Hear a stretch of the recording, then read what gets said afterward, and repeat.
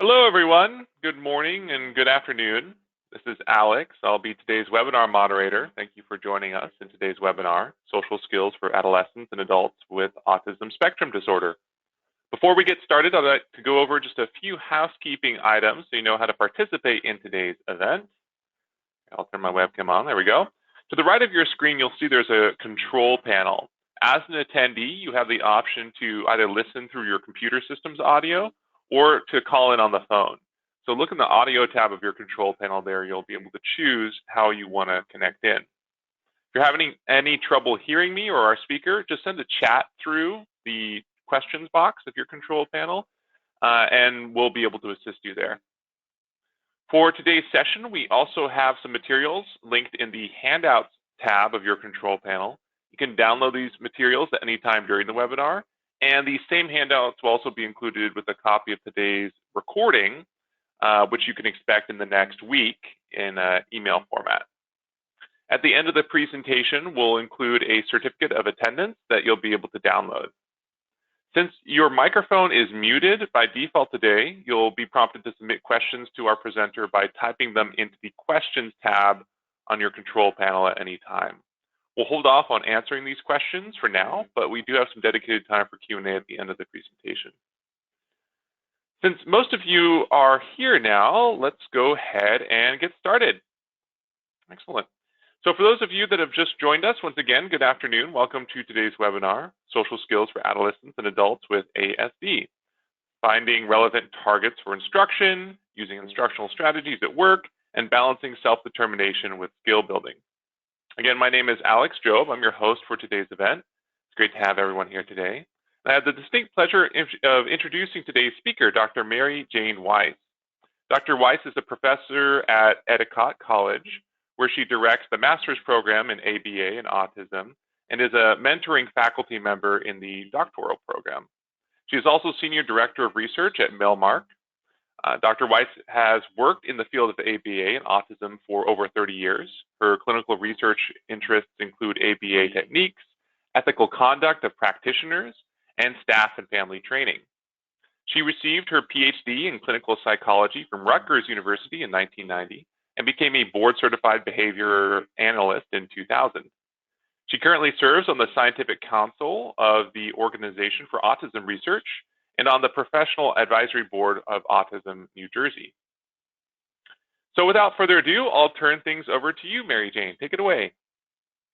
Hi, everybody. I'm really glad to have been asked to do this webinar and to talk about social skills, especially for the adult population. They're two of my favorite areas to speak about and things that I'm very passionate about.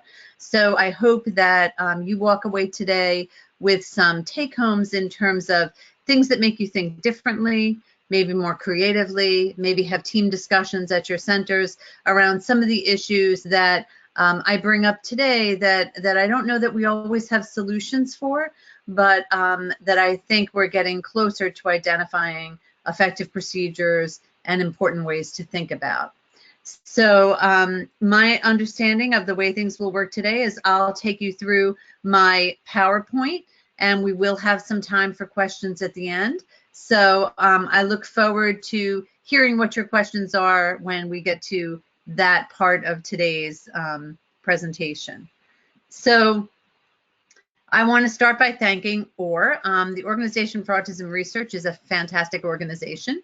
Many of you may know that. Many of you may be contacting OR for the first time via this webinar. I've been part of OR's history since close to their inception and have served on their scientific council for many years. And they're a wonderful gem of an organization. And now they're getting into webinars too, which is great.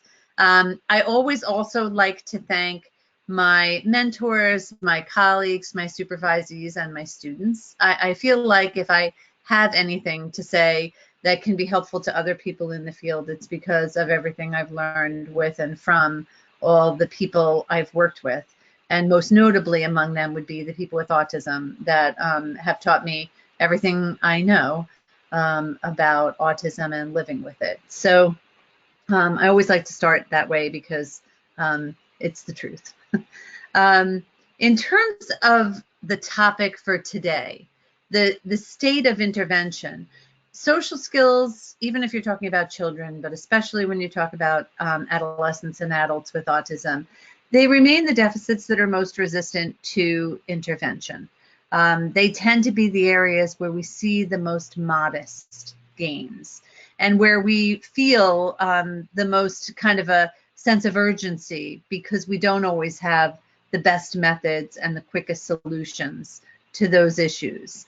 And the problems in social skills include both responses in responding to others and in initiating. And both of those are problems in different ways that we'll talk about with a variety of examples. But it also includes problems in the functional availability of responses. So doing the right thing at that point in time. And when people can't do that, it also creates issues in social skill realms. And they're a real world issue for adults as well, which you'll see. So I want to talk a little bit about defining what meaningful outcomes are for social skills instruction, what some meaningful and functional teaching strategies can be in this realm, especially for adolescents and adults, and how we can look at what our ultimate outcomes in this area really need to be, how we can foster engagement so that individuals with autism are more meaningfully engaged in ways that are aligned with their preferences, how we can foster connection because so many of them report an isolation that is not their preference, and how we can also reduce vulnerability because in recent years we've become much more aware of ways in which people with autism spectrum disorders are also victimized, particularly in adulthood. And I think that some of the deficits that individuals with ASD possess make them more vulnerable to exploitation in certain ways. So I'm going to talk a little bit about how are we defining and teaching these skills? What do we do about what we might call, the unwritten rules, the social comprehension, the more complex social skills? How do we identify core skills that individuals with ASD need to learn? What are the social survival skills, essentially? How are future environments really informing what we're doing in the social skills realm? And how are we best planning for having really meaningful outcomes? I come from the perspective of ABA, and so I see everything through that lens, and the interventions I talk about will be talked about with that in mind. But one of the things I really like about this definition of ABA from a commonly used textbook is that it talks about how ABA is the science in which we are using principles of behavior to improve socially significant behavior, and that we use experimentation to identify the variables that are responsible for those changes. So the things about that definition that really make me pause in the context of social skills instruction are two things. One is, what does it really mean to improve socially significant behavior? What's the operational definition of that? And then how do we identify variables responsible for the behavior change, especially in the context of teaching social skills? Because generally when we're targeting social skills, we're doing many different things clinically in order to try to make a difference in this most elusive realm of curricular intervention. So it makes it harder for us to figure out what's actually working. What of what we're doing do we actually need to be doing? And what elements of what we're doing might not be so important for us to be doing? And when I think about social skills, I also think, why is it harder for us to teach these skills? Why are our gains so much more modest? Why is this what you hear clinicians talking about, thinking about, getting peer supervision around? And I think part of it is the diagnostic criteria themselves, right? We know that autism spectrum disorder is in part defined by impairment in social communication. And the things that are up on this list that are, hardcore social skills and indicators of social understanding and the capacity to engage in social behavior, these are things that are part and parcel of autism spectrum disorder. It is by definition more difficult and more challenging for individuals with ASD to interpret and use nonverbal communication, to engage in shared enjoyment, to have truly reciprocal social and communicative interactions with others. And I also think it's harder to teach these skills because these skills are multi-element skills, right? They involve social judgment as well as skill mastery. You think about what's involved in everyday social exchanges, and you realize that it's a lot more complicated than touch red, right? It's not a simple discrimination. We think about a lot of contextual variables in terms of how we behave moment to moment. When you're at work on a Monday morning and you pass someone in the hall for the first time, you have kind of a large scale greeting. When you pass them a half an hour later, when you're both on the way to the coffee machine, you have a smaller scale one. You don't repeat the exact same questions that you asked them a half an hour ago. Those are part of those unwritten rules and kind of tells us how social judgment is part and parcel of what we do in social interaction, which I think is another reason why these skills are harder. So I'm going to talk a little bit about some of what we know about adult outcomes. Some of it will be social skill relevant, but some of it will just be kind of painting the picture of where do children with ASD end up as adults with ASD. And it's going to get better from here. It starts off a little bit of a bummer, but I am definitely going to be moving into more uplifting elements of the presentation. But it's important for us to know what the reality is. In 2012, Shattuck et al. Conducted a comprehensive literature review of individuals with ASD ages 18 and older. And what they ended up concluding was that the evidence base about services for adults with ASD was largely underdeveloped and could be considered a field that was relatively uninformed. The National Autism Indicators Report from 2015 kind of told us in a lot of graphic detail what these outcomes were like. One of the pieces of information from that report that I still kind of marvel at every time I think about it or talk about it is that 58% of youth with autism had a transition plan in place by the federally required age, according to their special education teachers. Now, on the one hand, you might say 58%, that's not too bad, until you realize it's actually a federal mandate. And that, close to half of the individuals served really didn't meet that criterion.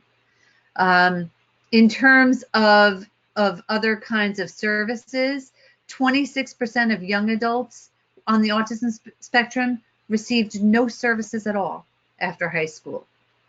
Over a third of them were disconnected during their early 20s and did not succeed in job or education after high school.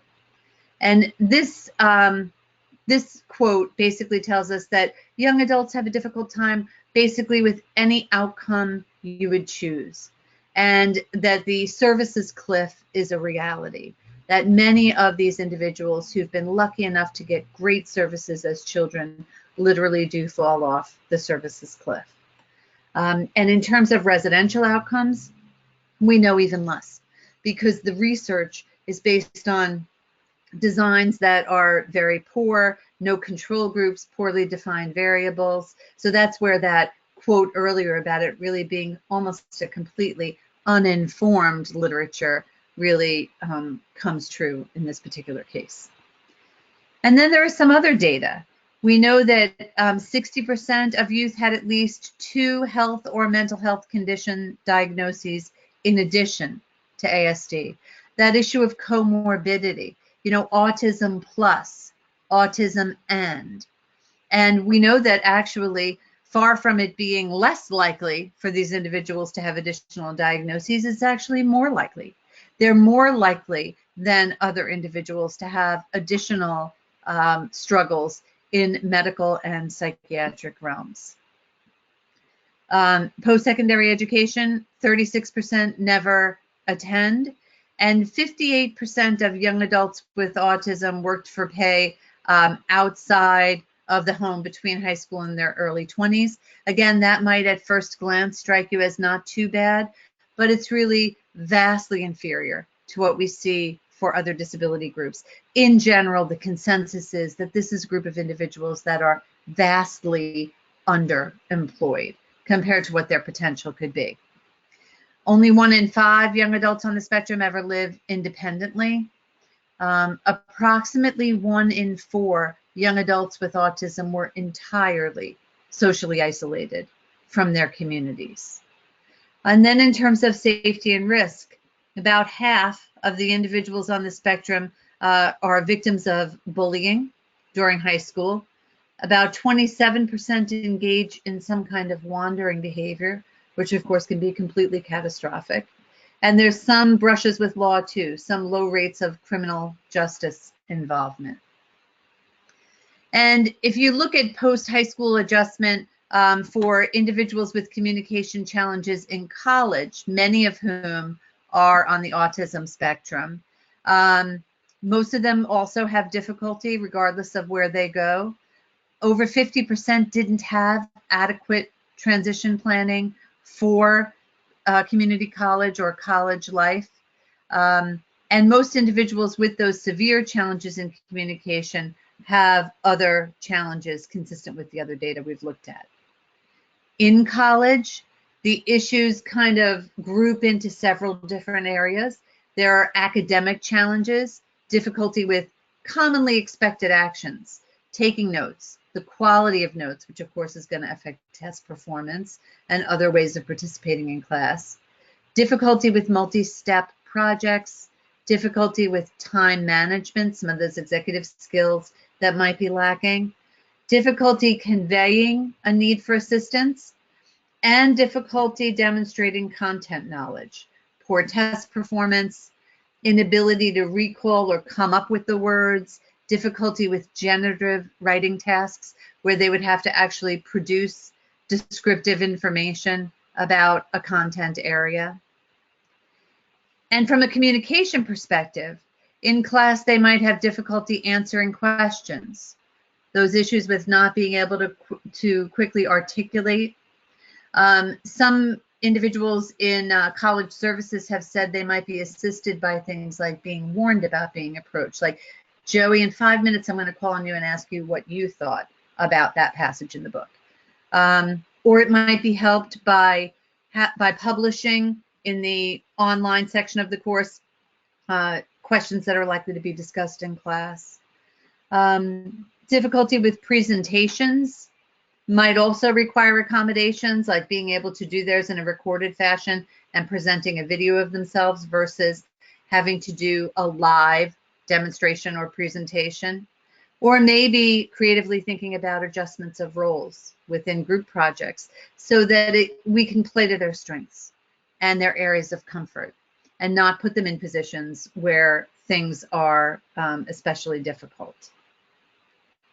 One of the things that comes up, not just in college and not just in broad areas, but in specific issues again and again for adolescents and adults with ASD, is that the communication challenges get worse in situations that are anxiety provoking. I mean, that's probably true for you and me too, right? The more stressed you are in a particular situation, the less able you are to extract the right words, to come up with the best descriptions of what you're experiencing. And just magnify that by, I don't know what factor, and you can see that when anxiety is impeding communication, it's going to truly limit the extent to which the person can effectively communicate. And some of the things that have gotten individuals with autism into some more significant situations, including situations with, in some cases, police, include that in those moments, there could be behavioral escalation. Sometimes the individual with ASD may be reacting in a way that they're not even very aware of, that they're presenting in an unintentionally aggressive manner. Some of the emotion regulation issues may be leading to that. The fact that they can't find the words may be very stressful, and sometimes they come up with a pat phrase to try to communicate what they're upset about, where the perseveration on that message can be common, but can seem very aggressive to a communicative partner who's just listening to you say the same thing over and over again.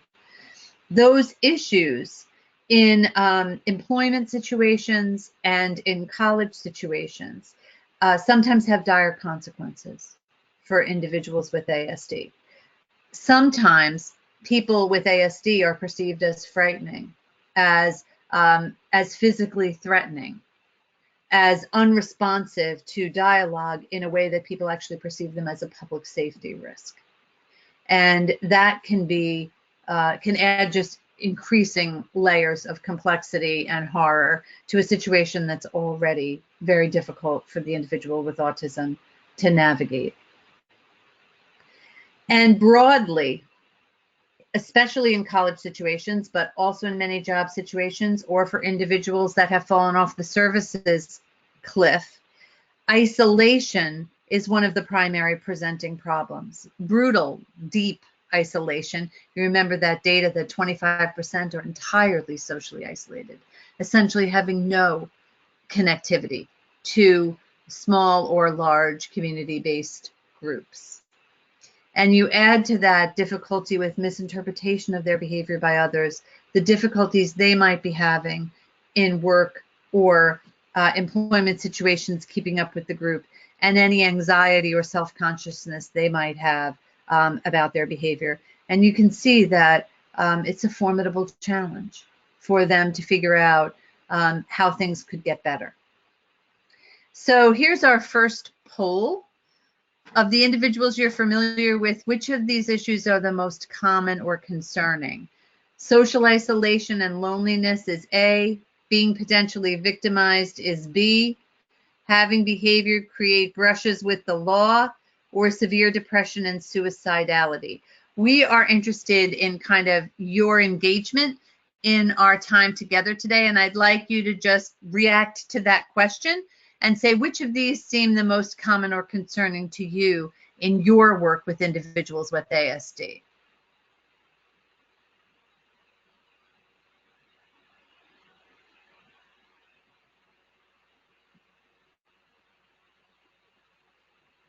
We'll give you another minute to figure out how to do that.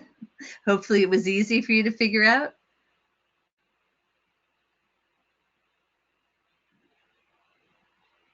And I think we'll probably close that poll. And 63% social isolation or loneliness, being potentially victimized. Yeah. And I'm not surprised to see those numbers. This social isolation and loneliness is a real phenomenon. And many of the individuals are self-reporting that. Sometimes there's kind of a misperception that, well, maybe they're loners and that's their choice. But many individuals with ASD tell us they're operating at a level of social isolation and loneliness that's very painful to them. So I think that that's a really important piece of data for us to key into. The second most common thing that you all said, which I agree with you, is increasingly worrisome to me as I see more individuals with ASD succeed in employment and succeed in higher education.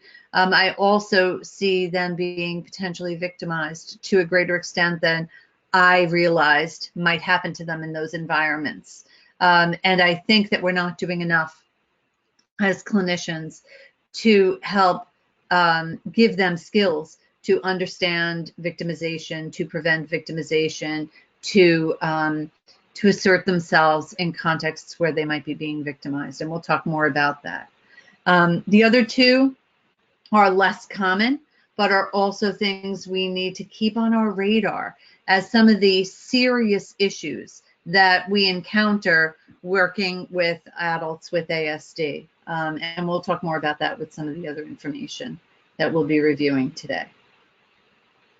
So I mentioned I'd start out a little bit like a little bit of a bummer, but things would get better. These data are sobering, and they do indicate poor outcomes. And those outcomes include some difficult to wrap our head around kinds of things, the extreme social isolation, the lack of engagement, the vulnerability. And so we realize that we've got to do better in the earlier years because we aren't doing enough to prepare them for what the reality of adolescent and adult world demands include. And we really have to prepare them to be more ready for that. And so part of the answer, of course, is thinking about things earlier than before we're faced with an adult standing in front of us, and to ask ourselves questions early on. Where is this individual going to be in 5 years, in 10 years? What's the vision? What do we hope for? What are their obstacles to independence? How can we identify the areas where we need those workarounds? What can be taught and what can be adapted?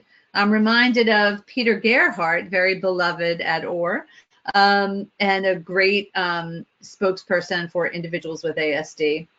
And, he's talked a lot about, how many years are we going to work on making change when they could be taught to use a debit card, right? And it could be over. How many years are we going to work on tying shoes when they could wear slip-ons, right? And I think that those are great questions. I feel that we fall into those kinds of things occasionally without even realizing that we could be thinking a bit more creatively and working toward a workaround. And then I'm going to talk about this concept of social survival needs. So what are the person's social survival needs? How can we ensure that we work on the most important of those outcomes, the social isolation, the victimization, some of those really frightening outcomes that we just reviewed. And so early on, I think we need to be thinking a little bit differently about what are we selecting and what are we teaching? And are we moving toward functionality as early as we possibly can? So what are those targets? What's the vision? Are we seeing skills through a lens of functionality? And are we thinking about social skills enough? Should we have far more emphasis on social skills programming earlier on for the learners that we serve? And then what do I mean by social survival skills? So I think we have to look at whether this is an individual exhibiting skills that might get them into trouble, that might have someone calling campus police on them, that may not understand what could be perceived as stalking behavior.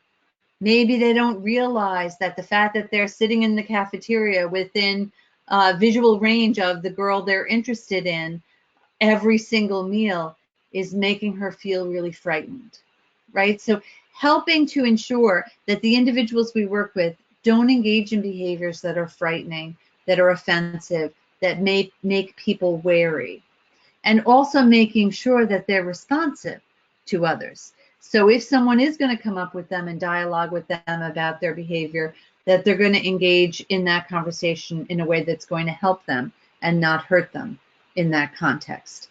Doing everything we can to make sure the interactions they're going to have with members of their communities are going to be positive and that they're going to be accepted.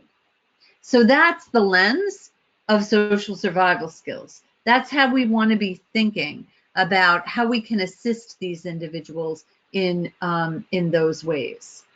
And I think we have to think about things like red flag skills.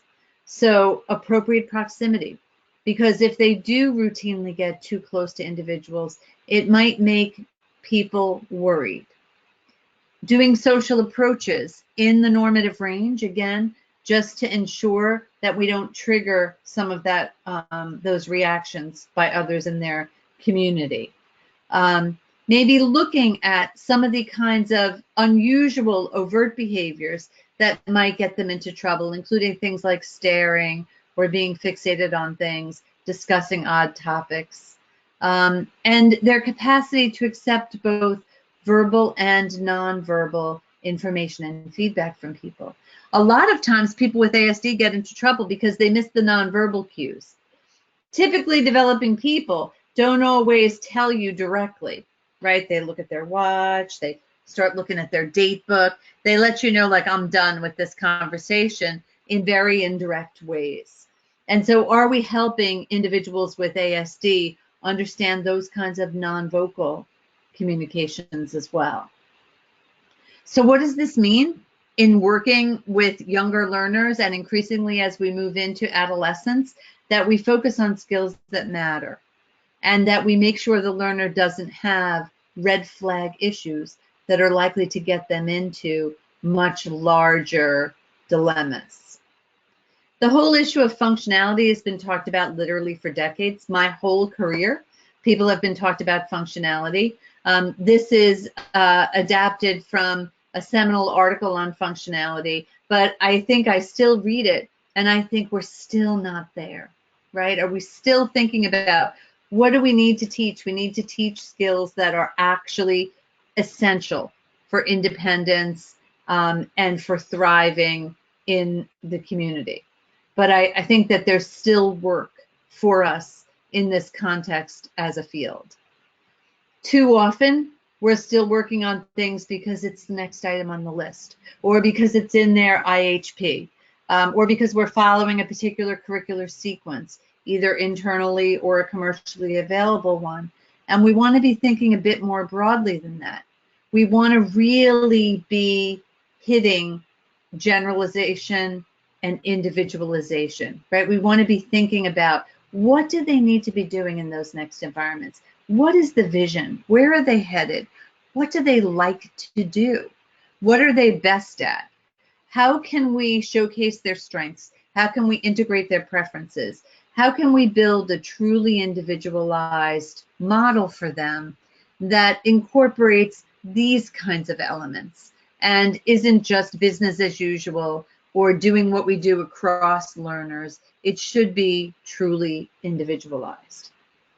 In that context, I like to think about a lot of other things, like how are we teaching? Where are we teaching? What materials are we using? How are we evaluating progress? You know, are we teaching in a segregated vocational setting? Are we teaching in the home? Could we be doing more community-based instruction? Could we teach more in context? Could we teach laundry skills at the washing machine and not desktop, right? For example, that's, you know, we do our laundry in the laundry room, right, at the washing machine. And so I think thinking about how we can maximize contextually relevant elements of instruction is really helpful in this particular regard. My favorite way to think about this is to think about how we're evaluating progress. We're very stuck as a field in behavior analysis on acquisition criterion only. 80%, we love 80%. Some of us like 90%, but we love percentage. We love it. We love 80% across sometimes several days. What we're not thinking a lot about are the more important elements of skill mastery. We're not generally thinking nearly enough about maintenance. Can they still do it even when we haven't been practicing it? Are they going to have it in their repertoire when they most need it? We're not thinking nearly enough about generalization, because washing hands gets mastered at 80% criterion, but there are dozens of ways in which sinks can present themselves. How you have to turn on water, how you have to turn off water, how you have to dry your hands, right? Are we preparing individuals for those variations in the natural environment? Are we thinking about spontaneous display without me coaching you, without me telling you, you doing it because the situation demands that of you? And the last two ones that I have in larger text are, what about in the absence of or with reduced adult supervision? Right? I find that too often, even when we've moved into adolescent and adult programming, the individual is still doing it mostly because their one-to-one or their job coach or whoever is 2 feet away, 5 feet away, right? And that's not good, right? We want the stimulus control, we would say in behavior analysis, to transfer to the natural contingencies and for them to be doing what they need to be doing for contextually relevant reasons and with natural contingencies of reinforcement. Working for a morning break, not working for, goldfish every 10 minutes, right? So are we actually moving in these directions, evaluating progress in ways that set them up for adult life? And I think that we have a long way to go as a field, and that there's real room for improvement in the way in which we do that. And I think, what kind of data are we taking? Because percent correct is not going to be the most meaningful kind of data for adolescents and adults. We should be taking data on level of independence. That matters. That really influences competitiveness at employment settings. We need to take data on the extent to which their behaviors are interfering or disrupting, because that loses jobs. We need to take data on things that are actually going to influence employment success. And we need to take social validity data. How do people feel about having that individual in their setting? How are they integrating into group work, etc.? And it can also help us plan.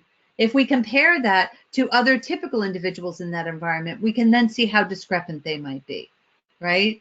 And it can also be a powerful measure of change. We can see how much assistance they actually need in the real world.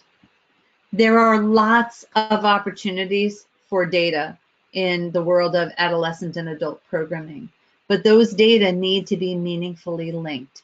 Remember when we first started talking, we talked about social significance, and data is an opportunity for us to identify socially significant data that are actually going to tell us and inform us in ways that can make a difference for that learner. And it can help us make adjustments in instruction and decide on what kind of supports are actually needed. Maybe there's a need for additional supports. Maybe they're ready for systematic fading of supports. Maybe that coach can become less available. Maybe they can share a job coach with several other people. It would be great if what we collected data on helped us make those kind of real world differences and changes for the individuals in our care. We also want to think about how we're ensuring that skills are generalizable.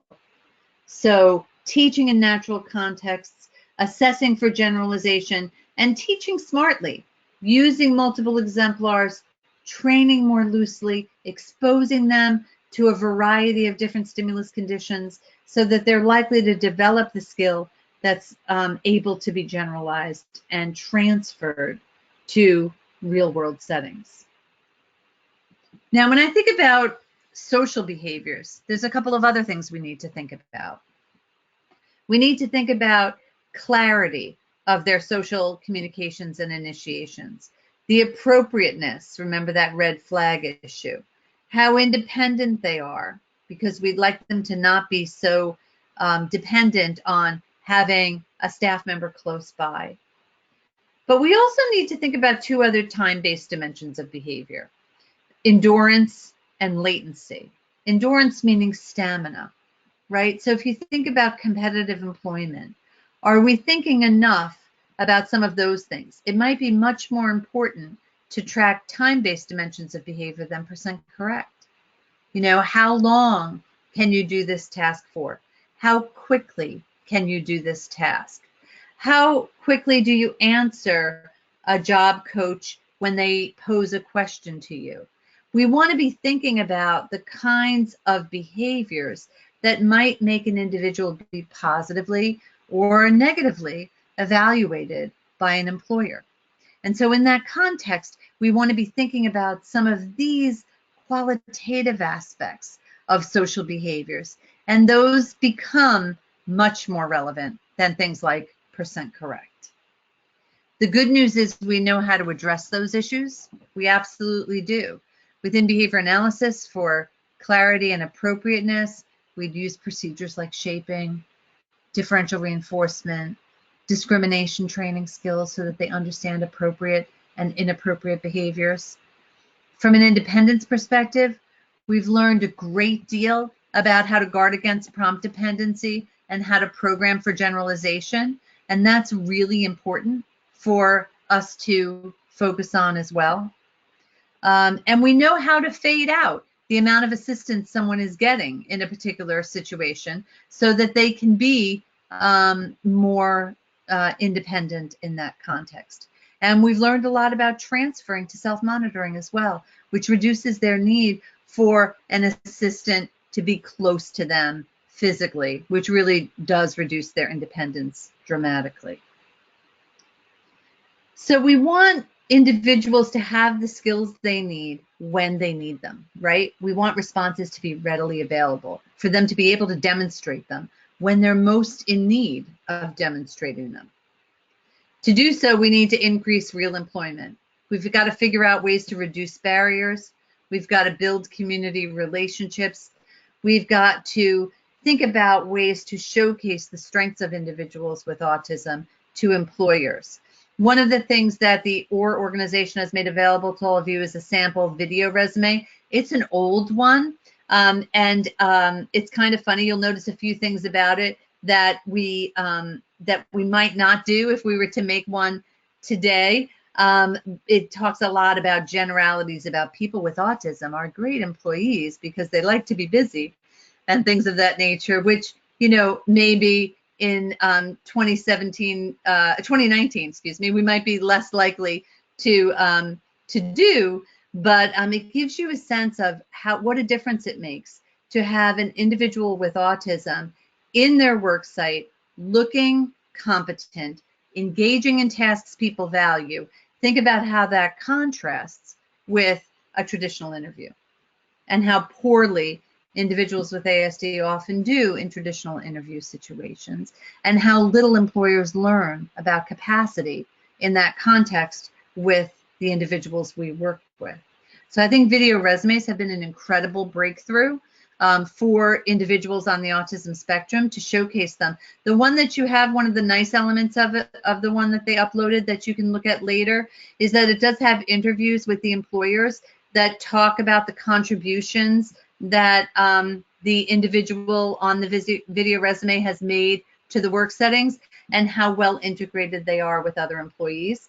So in terms of a social validity perspective, it's got some beautiful elements of that, which is why I still like it, even though it's got some other elements that might be imperfect.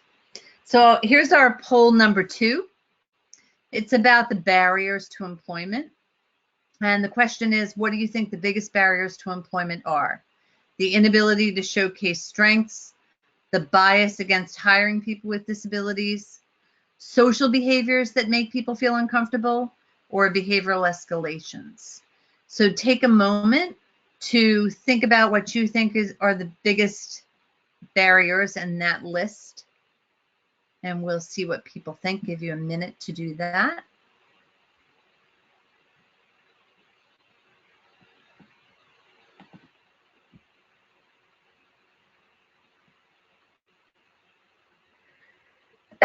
Pardon me, I sneezed. I guess we can close the poll.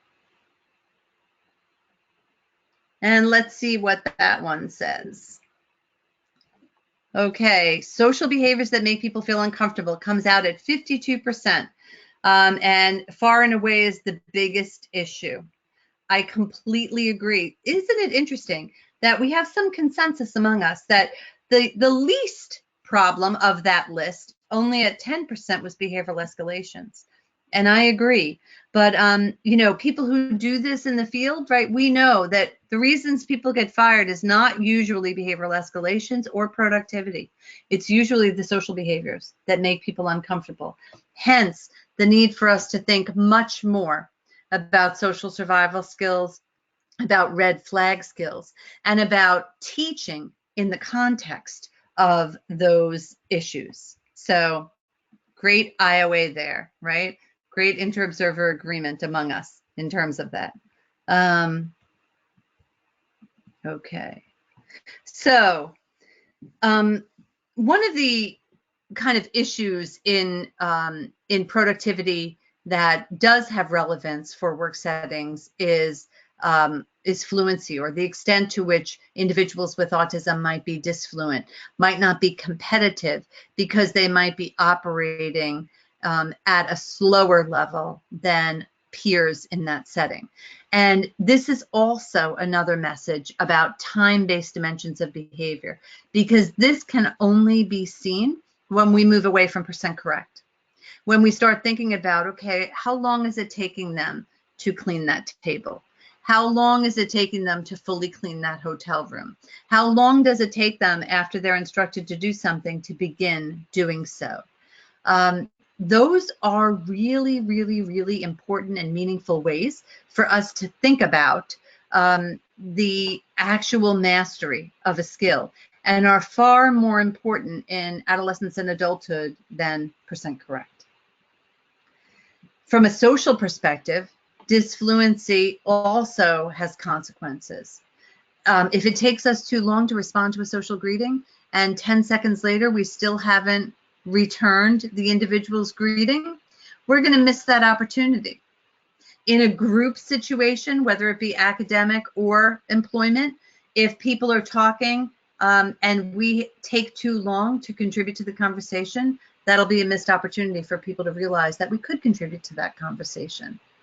And so I think there's a place for attending to fluency in adolescent and adult issues from a social skills perspective and from a productivity perspective.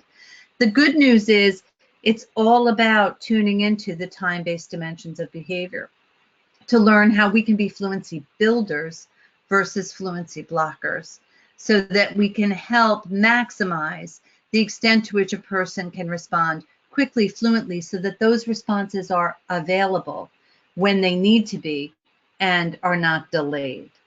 We want, as much as possible, for behaviors that an individual needs to demonstrate on a constant basis, whether they be social behaviors or productivity behaviors, for them to be automatic, for them to be easy for the individual to engage in, so that they can be truly functional at them.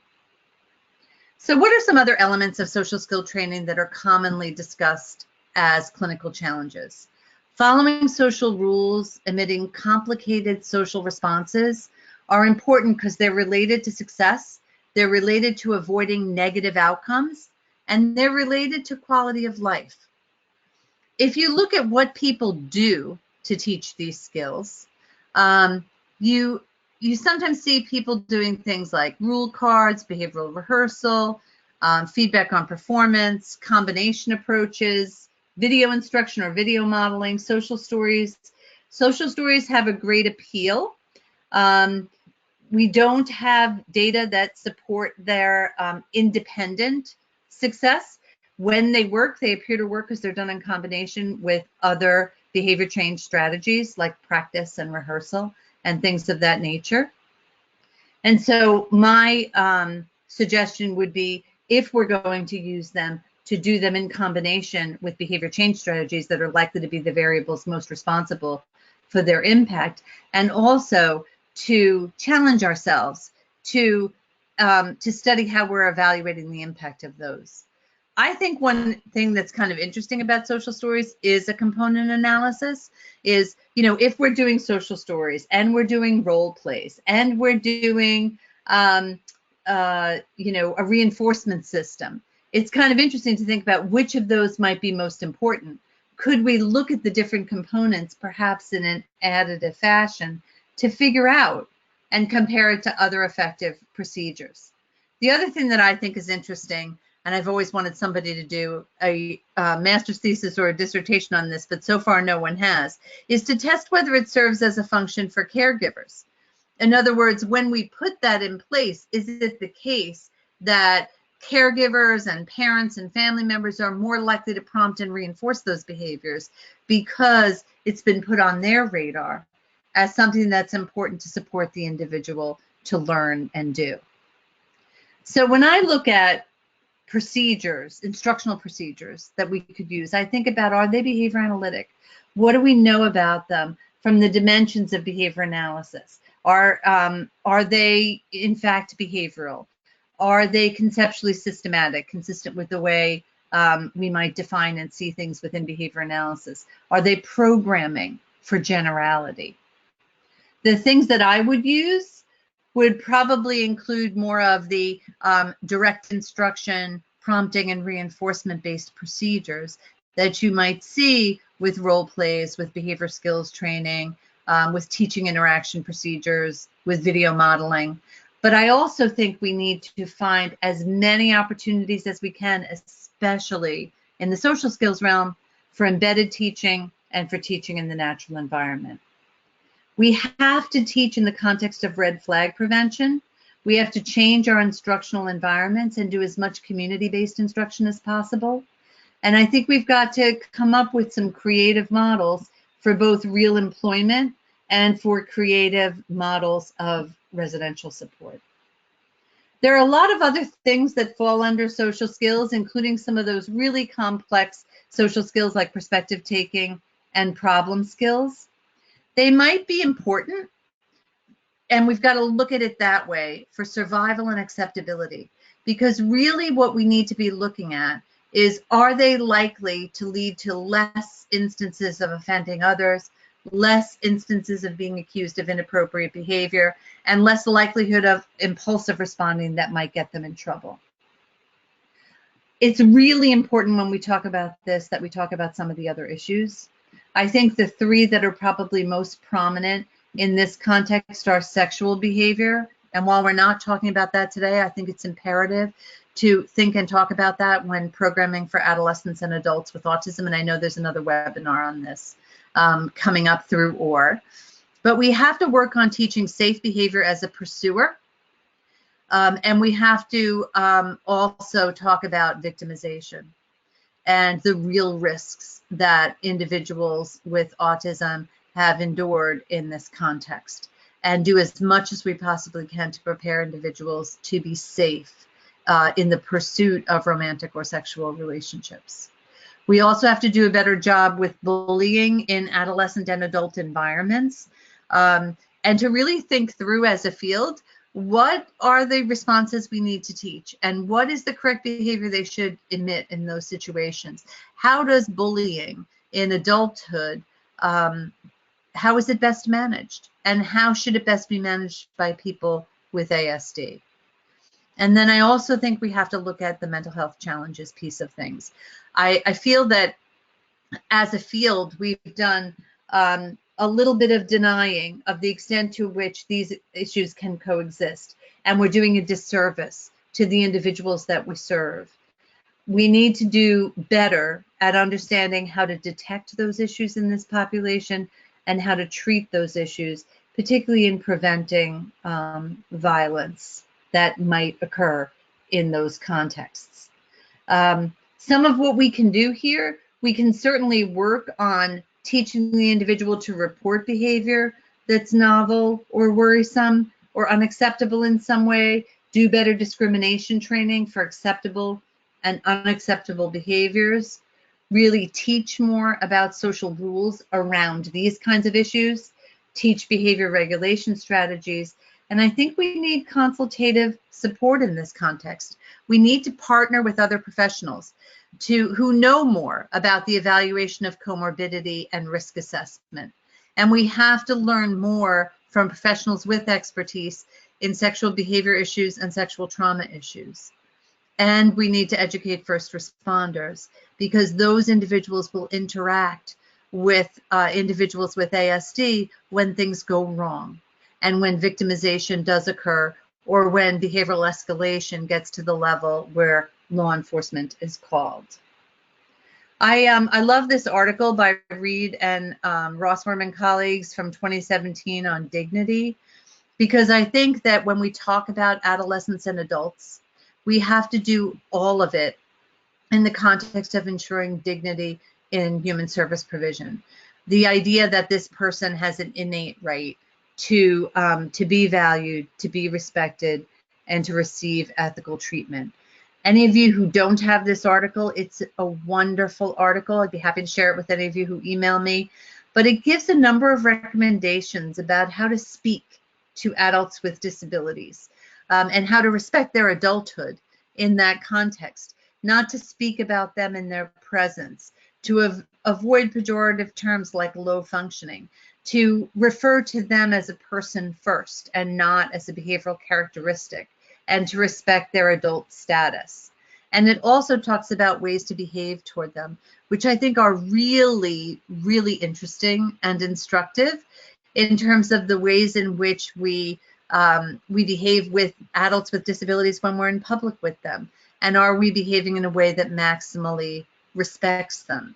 How we are seated as caregivers and people served, how we sit with them in public situations, whether we eat and drink items in front of them that they don't have access to at those times, how we support them in having a dignified appearance.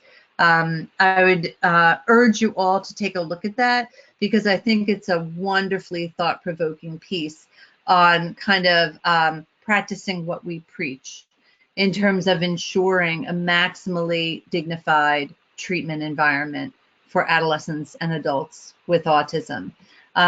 This quote in that article, which kind of sums it up, really kind of presents the golden rule that we want to treat individuals as we wish to be treated, as we would want any family member to be treated in a similar context.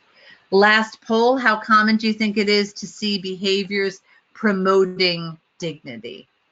Very common, some room for improvement, or you see common issues of violating dignity in some of these ways in the treating of adolescents and adults. So take a moment to quickly indicate how common you think it is to see behaviors promoting dignity.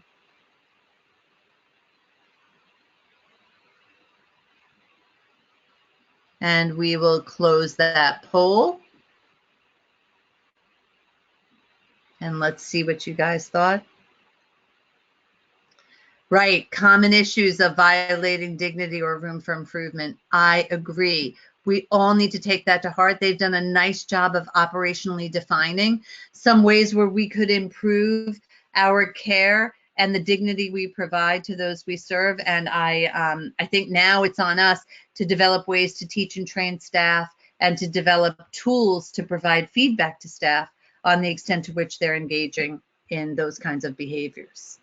The last point here is on quality of life and happiness, and are we assessing them as outcomes? And I'm going to go through this really fast because I want to leave some of those moments for questions that we had planned. But quality of life is broad-based and includes all of these dimensions. And we know that happiness, Denny Reed again, same guy as the dignity article, he's leading the way in that now, but he led us to happiness too, saying, yeah, it's a private event, but we can observe it. We can figure out how to measure happiness in those with developmental disabilities. And I think we all need to constantly, particularly in adult programming, really think about, are we evaluating activities designed to promote happiness?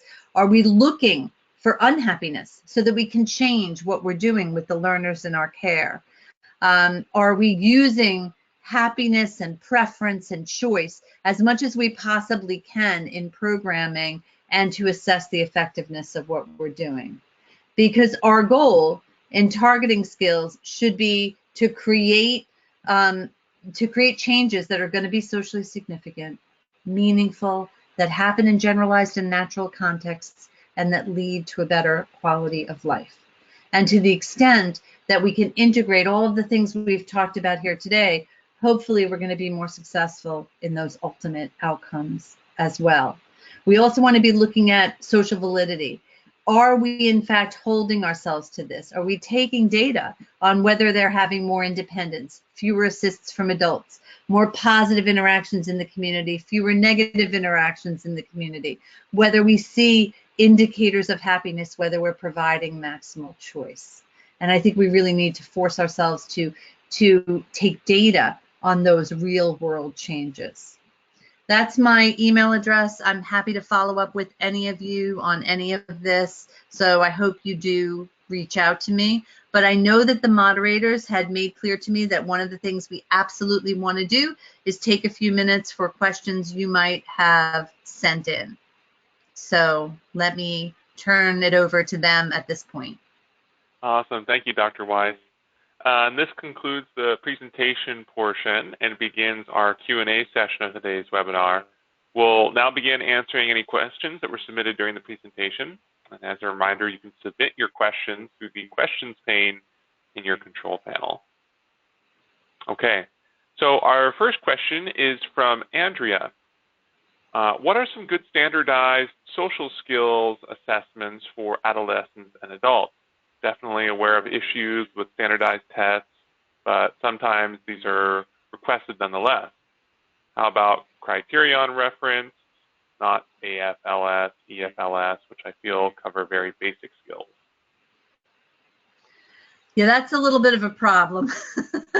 I would agree with you on that. The ones that people use the most are probably, the social scales of, say, the Vineland or the CIBAR.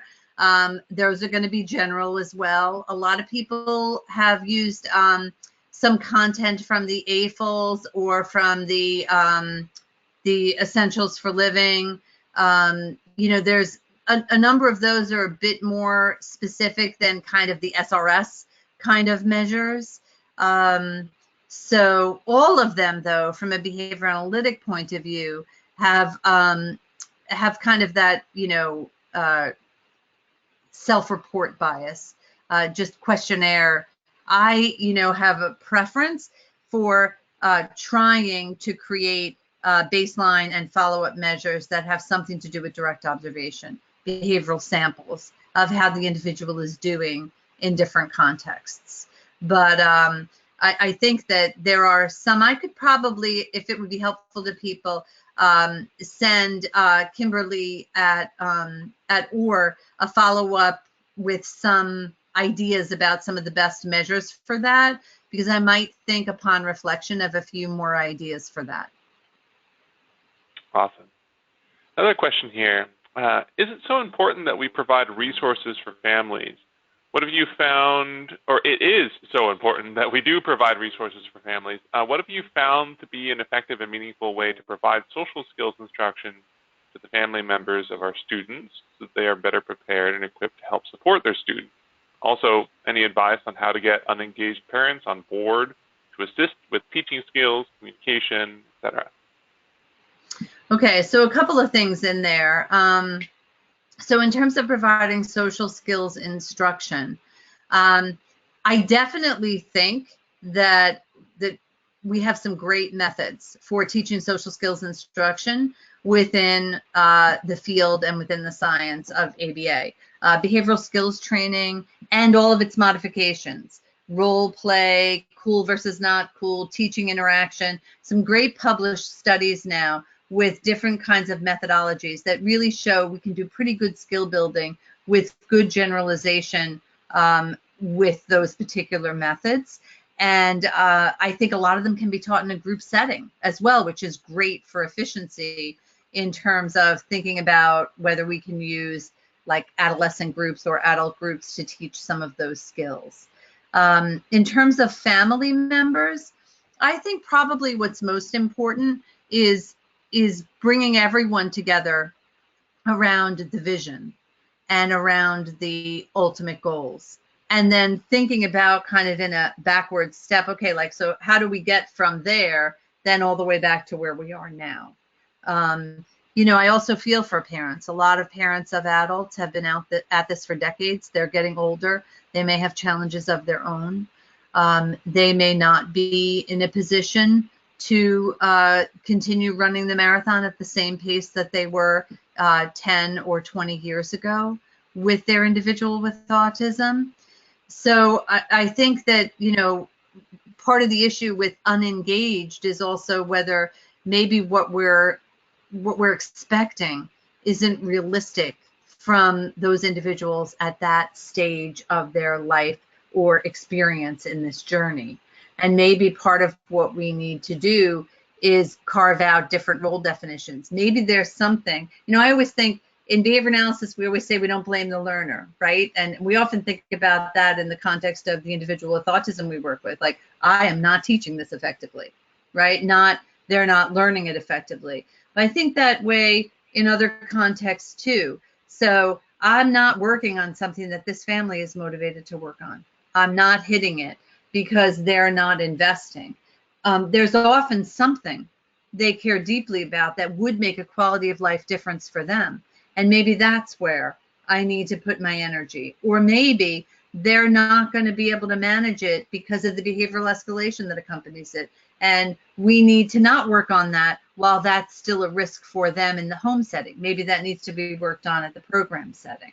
So I think that I would I look at it as an opportunity to do an assessment of their lack of engagement and try to figure out whether there's a solution that would probably require a change on my part as well, but might bring them closer in as partners to achieve a different goal, if that makes sense.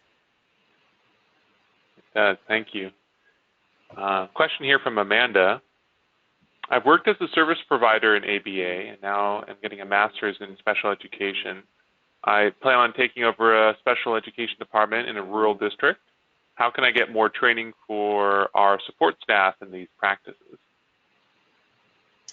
So I think OR is going in the direction of webinars. I understand it's a big part of their future plans. I think, there are so many people in areas where they don't have easy access to these kinds of learning experiences. And there are more and more organizations that are creating these kinds of opportunities. I also think it's important to maybe provide information to those organizations. So what exactly would be helpful? Maybe topically, there are 5 other things that came out of today that would make you think, oh, I wish I could have a whole hour just on functionality and programming. Or I wish I could have a whole hour on, victimization and bullying. And so that could also be something that those organizations could work to create so that they're meeting the need of constituents who would access those webinars. Excellent. Let's see. Follow-up question from Amanda, actually. For students that use alternative communication tools like AAC, how do we support families in understanding the importance of that autonomy for adults who use those devices versus just getting them to talk? That's interesting. I've become increasingly interested in the last few years in matching individuals to the modality that's going to work for them. And some of the research literature is supporting that that when a family has a strong preference for, say, one device over another or one modality over another, and both of those modalities would work for the learner, that that going with the modality that the family is more likely to use, this is especially true for younger kids, has some advantages because it's more likely to be used in that setting. And, when I first read those studies, I was like, made me cringe a little bit, like, wow, so we would go with mom's preferred modality, even if the individual prefers a different modality, but only when both of those modalities could work as a functional communication system for the learner. I guess that's a long-winded way of saying that whether a family signs on to using a communication modality is actually a pretty big deal in the extent to which it's going to be usable by the individual. And so incorporating family willingness, family preference within reason might actually be something that should be part of our decision-making tree. I'm encouraged in that the research literature is supporting the utility of doing an individualized assessment of modality. Which communication modality seems to be the best match to this learner and why, and which modalities do they prefer over others. And so I think we're getting better at identifying the right modality for individual learners. And I think we're just also beginning to understand the impact of family input in that context too. So I know that wasn't a very direct answer, except to say you are not wrong, that it's a variable that ought to be part of the decision-making tree. Because if you have 2 equally viable methods and the family is on board much more extensively with one, and the individual could learn and be happy with that modality, it might be the better choice. Excellent. Thank you. Next question is from Anna. Are there any websites or YouTube videos to help prepare my teenage son for his first job interview? How can I, as a parent, help my son be prepared? That's a great question, and there are some, and that's one I should do a follow-up email that Kimberly sends out, because I know there are several, and I'd want to give you the best resources possible. Increasingly, people are also doing lots of behavioral rehearsal with that, so practicing job interviews as well, and there are some video sites that provide those kinds of services. So I would like to ask to gather that and send it through Kimberly, because I don't know it off the top of my head. Thank you. All right, let's see. Next question here is from Elizabeth. Barriers to employment changes over time. Gaining employment differs from maintaining employment and requires different support. Any comments or thoughts on those notions? I agree. Gaining employment is, get your foot in the door, but then you've got to engage in behaviors that people value over time. I think that some of the things we talked about today are probably most relevant to maintaining employment, because it's those red flag skills that get people in trouble in employment contexts. And just like all of you said in your poll, the data bears out that the reason people lose jobs is the social behaviors that make others uncomfortable in their environment. And so the messaging, I think it's almost like a two-pronged approach. We've got to work on the community in reducing barriers, and maybe doing things like video resumes and informing the public more about the contributions individuals with ASD can make to their work settings. That's getting in the door. But then there's a whole other set of skills which is much more relevant to what we teach and work on and target in instruction. And we should be doing it from much younger ages, because we pretty much know the kinds of behaviors that get people into trouble in work environments. Excellent. So we have time for one more question today before I'll close this out. And this comes from Susan. I'm a counselor and facilitate a social group for students in Los Angeles, but I seem to get stuck in ways to measure their progress. I've tried self-reflections, but I feel they overscore themselves in the self-reflection. Any ideas on what could be improved? So a couple of things. It's that you can have some measures within the contrived setting you're doing it in, right? So even within their practices, how much better are they getting at demonstrating the targeted skills? But then the two layers I would add to that, that's not without meaning. I think what they do in contrived settings is important in terms of showing you they're mastering some of those component skills. But the two more important things, I think, are whether you can get a direct observational measure of what they actually do in the real world, even if it's an occasional probe, watching them in the natural environment to see how they do in that context, and then a social validity check. So not a self check on how much better am I, but maybe what my teacher thinks about how much better I'm doing in those situations. Maybe what a parent is saying about how much better they're doing. Maybe what the guidance counselor perceives about their functioning within that environment. Because you're right, I think that probably the self-report is limited in terms of their insight, but others in their environment might provide a bit more of a window into whether there's been meaningful change. So that's another layer that's outside the person and gives you another check on whether change has occurred. Awesome. All right, well, that's all we have time for in terms of questions today. So a huge thank you to you, Dr. Weiss, and thanks to everybody in the audience. Yes, thank you for attending today and for taking the time out of your afternoon to sit in on our event. Once we close out this webinar, each of you will see an exit survey popping up in your browser. If you had a moment just to complete that, that'd be hugely appreciated. And everyone will also receive a follow-up email with a link to today's video recording and our handouts within the next week.